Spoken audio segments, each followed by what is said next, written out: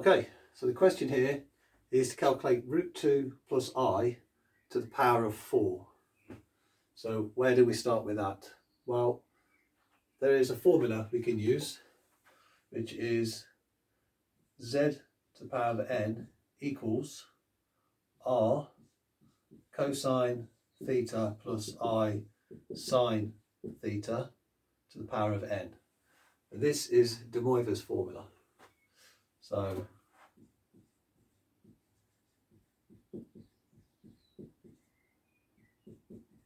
that's what we're going to use today. Okay, first of all, let's see if we can work out what some of these parts are by looking at the question. So z, so that's our complex number. So z equals x plus I y, where x is the real part, y is the imaginary part. So in here we can see x is root 2 and I is positive 1. So x equals root 2, y equals positive 1. Okay, now we can see n is to the power. This is the power of 4. So we know that n equals 4. Now we need to work out what r is. So let's just draw this up on the graph, where we get an idea of what's going on. Square root of 2, that's the real part. So that's the real, that's the imaginary. So we've got root 2 here. And the imaginary part is 1. So that will be somewhere here. So therefore our point ends up there. Now, for our radius here, we can use Pythagoras theorem. So we've got root 2 and 1.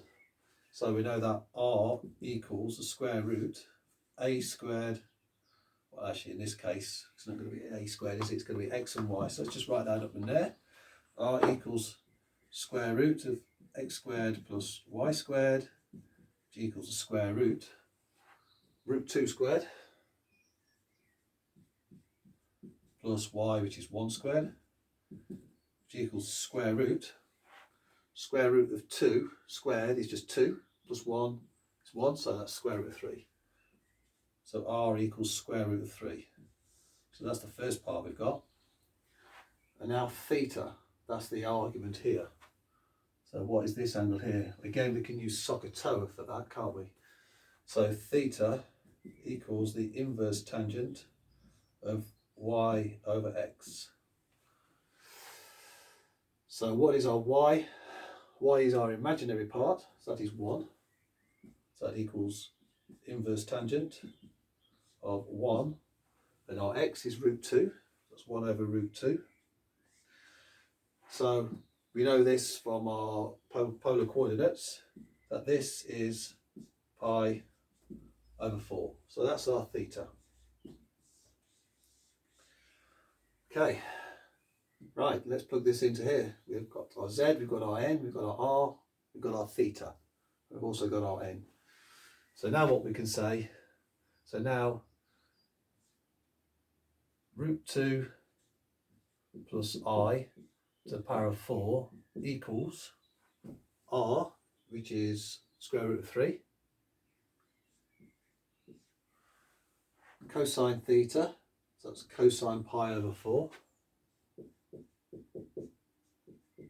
plus I sine, and that is also going to be pi over 4, and again to the power of 4. Okay, now we can distribute this power all the way through. So now what we get is we've got, put that in brackets, root 3 to the power of 4. Cosine pi over 4 to the power of 4 is just basically cosine of 4 pi over 4 plus I sine, again 4 pi over 4. These angles are always going to be the same. Right, now we can go ahead with this one. So square root of 3 over 4 to the power of 4. So let's just work that out. So square root of 3 to the power of 4 equals 3 to the half to the power of 4, which is the same as 3 squared, which is 9. Half times 4 is 2, 3 squared, gives us 9. So that's our first one. So 9. Cosine of 4 pi over 4. So that's just cosine of pi. So cosine of pi will be here. So we know therefore that that cosine pi there is -1 plus I, and then sine of pi, this one here, that is 0. So therefore, distribute the 9 into here, we just get our answer is -9.